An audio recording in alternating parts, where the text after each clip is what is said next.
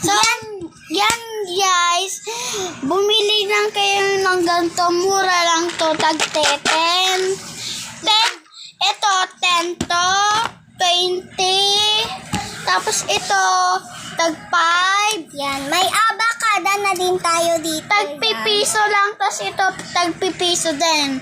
Yan, may Tapos, abakada din tayo dito. Matututo ang mga anak nyo dito. Yan, bilihin nyo na yan, guys. ito din, bilhin nyo para matutong magsuklay ang mga anak nyo. At may lotion na din tayo dito. Yan, para hindi umitim ang mga anak nyo pag nasa araw. Pang baby lotion to, may pang batanda pa kami na lotion. Tapos meron pang mga gunting para sa mga anak nyo marunong magunting. At may mga lotion na din tayo. And mga yan. ballpen na din tayo. Madami kasi kaming stock na ballpen. Ang dami naming stock na ballpen dito. Ayan. Kung meron And kayo, bumili na din kayo ng mga sticker. Bilihin nyo na yan. kaya nga. Ito, bumili pa kayo ng ganto. Yan, may ganito pa tayo. Talaga hindi siya makakatusok ng iba. May orasan na laruan at saka Lego. Yan. Marami na yan. Ayan.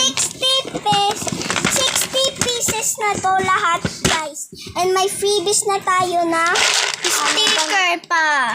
yan. Logo cards yan. Bilihin nyo na yan. Tapos ito, ipet para sa mga At saka anak may mo. bag na din tayo dito. Yan.